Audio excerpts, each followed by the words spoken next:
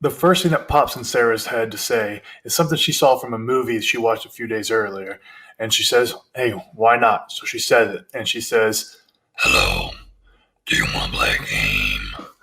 And then when she says that, the boyfriend just broke into tears because it happened to be the same movie they watched together a few days earlier. So he knows what she's insinuating because they're both tied up. While the roommate is trying to explain everything that's going on and trying to, this is not like what it is, thinks it is, all that kind of stuff. And Sarah says, "I came back in. I heard what y'all do to me.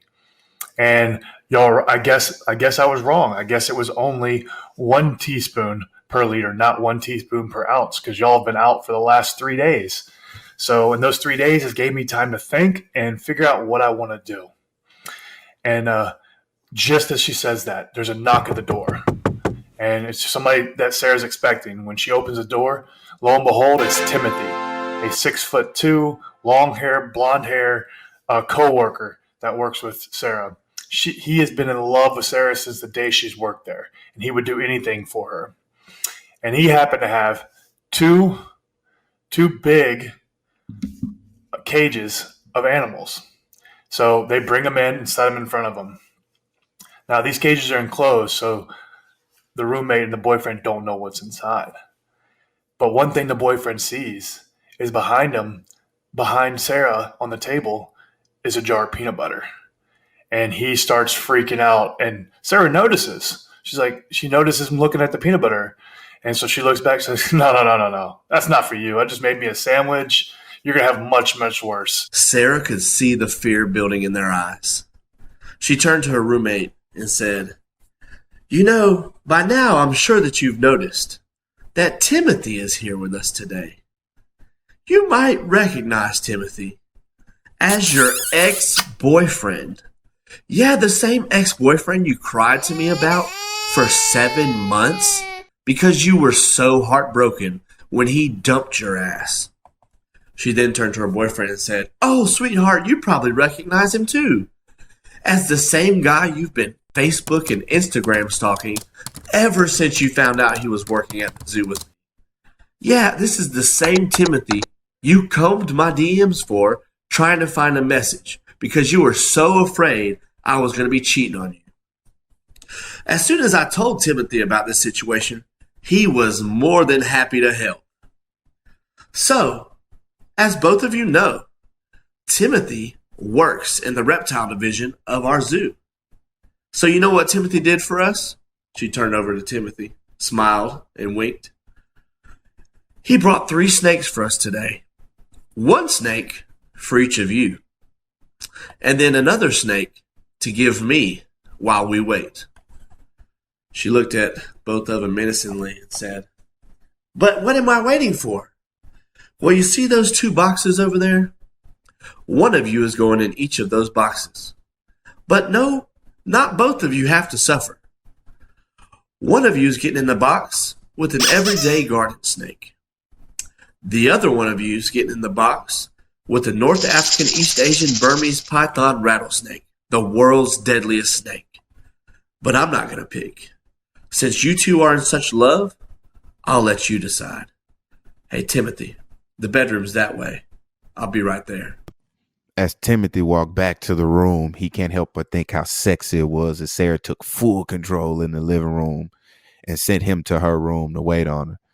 So as Timothy enters Sarah's room, he can't help but admire the beautiful pictures of her on the wall and the sweet decor in her room. He sits on her bed and can't help but think back just 4 days ago when he bumped into Sarah in the veterinary clinic stealing sedatives, and Timothy asking her, "What do you need these sedatives for?" And her saying that she was needing it to put down a large dog or a couple of large dogs. And then finally telling me the truth about her plan to drug her roommate, which is Timothy's ex, and her boyfriend, drug them and then go into the reptile department, grab a couple snakes, one venomous and non-venomous, and put them in the box. And then once they're in that box, force them to tell her the truth about why they was drugging her. And if they didn't, letting the snake bite and at the very least scaring them, and then, delivering the anti-venom to save their lives. Because, let's be honest, Timothy never thought that Sarah was a killer. So Timothy was like, hey, how can I help? And Sarah was like, I only told you because I know that you love me and I love you. And, your ex screwed you. My boyfriend screwed me. This would be a great way to get it back. Timothy wanted in. So she brought Timothy in. Timothy said, I'll handle the snakes. As Timothy's thinking about this, he come back and he raises up the vial of antivirus and he's looking at it. And while he's looking at it, he hears Sarah scream, Timothy! When Timothy hears Sarah scream his name, it freaks him out and he drops the anti-venom. It hits the ground and breaks. And when it breaks, Timothy starts freaking out because he knows it's the only vial they have.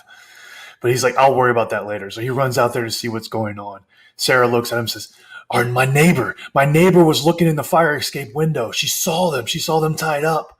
Well, one thing Sarah doesn't know is her neighbor, the nosy neighbor that was awake at 2 a.m. when they came home and was up at 7:30, 8 o'clock in the morning when she had to go to work and just been talking to her, is actually in love and then stalker love with the roommate.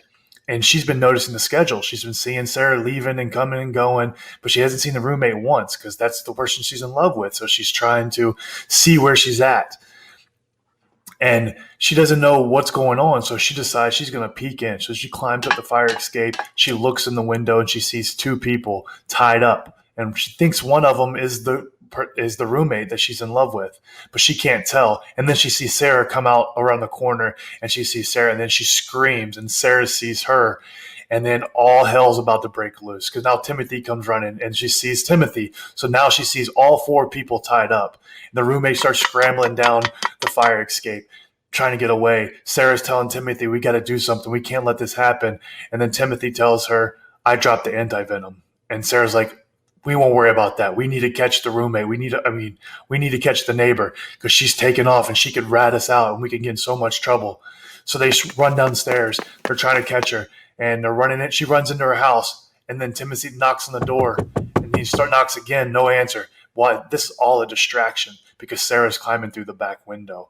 And when she walks into the thing, the neighbor has the phone in her hand.